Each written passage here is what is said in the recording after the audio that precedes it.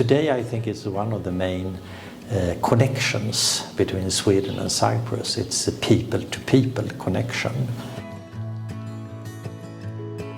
Important part of the embassy's job is to support and communicate with Swedes before they come to Cyprus, so they know what they can expect. Also, we support Swedish citizens here when, unfortunately, sometimes people do get in trouble or need the embassy's help and advice. One of the main aims of having a Swedish embassy in Cyprus is, of course, because of EU membership. There are so many topics that we need to deal with and to deal with together. In 1927, a Swedish group of archaeologists were invited to Cyprus, and they excavated here in Cyprus during 4 years together with Cypriots, and they have really done a lot in understanding the history of Cyprus. And as I mentioned, they are so much well recognized here. So through our promotional work, both through activities and social media, so for example with gender equality, Sweden is one of the most gender equal countries in the world, even though there's still work to do, of course. The year before we had a project called Swedish Dads, so it was Swedish fathers with their children, and then in Cyprus we had Cypriot dads, Turkish Cypriot and Greek Cypriot, submitting photos and stories about the relationship between the fathers and their children. And the purpose was basically to talk about gender roles in the family, where Sweden can be seen as a positive example of gender equal roles, family roles.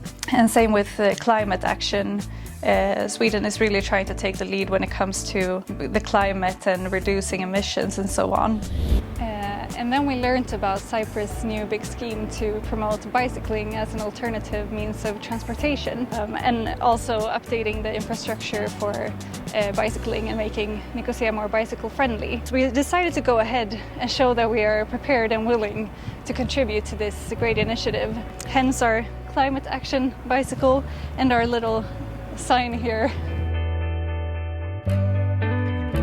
If you come to Cyprus, of course, you have the wonderful weather, you have the wonderful beaches, but please do wander a little bit further down into the country, where you can find absolutely wonderful and fantastic nature. We have great hiking trails all over the island. You can go anywhere in Cyprus in about 2 hours, from the coast up to the highest peak of Troodos. You can find wonderful small villages where time has really stopped, and you will get a completely different experience, even just for the day. I would definitely recommend the villages of Lofu in the Limassol district, as well as Lanya, also on the way up to Troodos. Wonderful, picturesque villages. Take the opportunity to see something more than the coastline when you come here.